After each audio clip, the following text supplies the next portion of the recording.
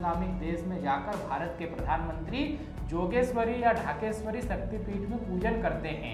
कैसे करतारपुर कॉरिडोर पाकिस्तान को खोलना पड़ता है और भी बहुत कुछ। 1 साल पुरानी बात है, जी न्यूज पर ताल ठोक के प्रोग्राम आ रहा था। एंकर ने कांग्रेस के प्रवक्ता से पूछा कि कांग्रेस की स्थापना किसने की थी। प्रवक्ता सकपका गया। फिर एंकर ने ही बताया कि ओ ह्यूम ने की थी, ये अंग्रेज था। स्थापना का कारण भी बताया कि 1857 की क्रांति के बाद अंग्रेजों के खिलाफ जो क्रांतिकारी गतिविधियां और बढ़ी और जिन्होंने अंग्रेजों की नाक में दम कर दिया, उनको रोकने के लिए भारतीयों के मन में अंग्रेजों के लिए सद्भावना लाने के लिए सॉफ्ट वॉल के रूप में भारतीय राष्ट्रीय कांग्रेस की स्थापना की गई। और कांग्रेस के नेताओं में अपने ये संस्कार आज तक कुछ विद्यमान है। इंदौर में नगर निगम स्मार्ट सिटी प्रोजेक्ट के तहत शहर के हर क्षेत्र को अलग अलग थीम पर संवार।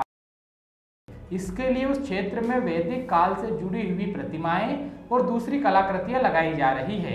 तो इसी क्रम में अखंड भारत या वैदिक कालीन भारत का नक्शा इस चौराहे के पास लगाया गया है, ताकि लोगों को पता चले कि भारत की सीमाएं कितनी विस्तृत फैली हुई थी और अपने अतीत का गौरव हो। किंतु कांग्रेस को इससे भी समस्या है। कांग्रेस के शहर प्रवक्ता अलीमुन खान सूरी कहते हैं कि यह गलत है। इससे उन देशों पर क्या प्रभाव पड़ेगा जो हमसे अलग हुए हैं। क्या वे ये नहीं सोचेंगे कि भारत हमको अपने में मिलाना चाह रहा है? क्या विदेश नीति में कोई परिवर्तन हुआ है? क्या इससे पाकिस्तान भारत पर हमला नहीं करेगा? क्या हमला होगा तो उसकी जिम्मेदारी कौन लेगा? ये सरकार तो देश विरोधी है। इंदौर नगर निगम या स्मार्ट सिटी प्रोजेक्ट में जिस तरह से वो अखंड भारत का जो नक्शा बनाया है, उससे माननीय प्रधानमंत्री महोदय और विदेश मंत्रालय से कांग्रेस ये सवाल पूछना चाहती है, क्या भारत की विदेश नीति में कोई परिवर्तन हो गया है क्या? जितने सारे देश उस अखंड भारत में जो इतिहास की एक परिकल्पना है उसमें दिखाए जा रहे हैं, तो कहीं ना कहीं उन देशों से भारत का टकराहट नहीं होगी क्या? आज हम इस तरह से अखंड भारत दिखाएंगे तो उसके क्या मापदंड हैं, क्या उद्देश्य हैं, ये भारत सरकार और माननीय प्रधानमंत्री। अरे भाई, अपने इतिहास को सुनाना कैसे हानिकारक हो गया? आपने इतिहास की पुस्तकों में बर्बर अकबर को 70 वर्षों से महान और राणा प्रताप को सामान्य बताया, तब तो आपको नहीं लगा कि कहीं युवाओं के मन में अपने पूर्वजों के प्रति हीन भावना आ जाए। और ऐसा करके तो आप स्वामी अरविंद का भी उपहास उड़ा रहे हैं, क्योंकि उनके पांडुचेरी वाले आश्रम में भारत माता की अखंड प्रतिमा की ही पूजा होती है। वे कहते हैं कि खंडित मूर्तियां पूजा स्वीकार नहीं करती। उन्होंने ही कहा था कि खंडित भारत सेटल्ड फैक्ट नहीं है, यानी प्रयास करने पर अखंड भारत की कल्पना साकार हो सकती है। और ऐसा भी नहीं है कि दुनिया में पहले कोई खंडित देश फिर से अखंड नहीं हुआ है।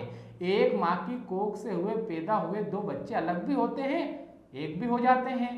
अपने देश से खदेड़े हुए यहूदी दुनिया भर में रहे, फिर एक दिन इजराइल पहुंच ही गए, और आज उनकी सुरक्षा व्यवस्था जैसी व्यवस्था दुनिया के किसी देश की नहीं है। नेपाल ने भी कुछ साल पहले जब अपना संविधान लिखना चाहा तो भारत से ही मदद मांगी। भारत में राष्ट्रीयता की कल्पना केवल भौगोलिक नहीं है, सांस्कृतिक है।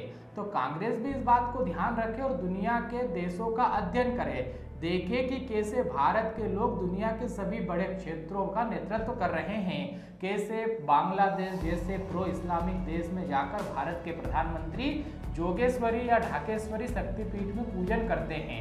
कैसे करतारपुर कॉरिडोर पाकिस्तान को खोलना पड़ता है और भी बहुत कुछ। अखंड भारत की प्रतिमा में लगे जिन देशों के नाम और ये कब अलग हुए हैं, ये भी सुन लीजिए। अफगानिस्तान 1876, नेपाल 1904, भूटान 1906, तिब्बत 1914 में, म्यांमार 1937, पाकिस्तान 1947 में और बांग्लादेश जो पाकिस्तान से टूटकर कुछ सालों बाद बना।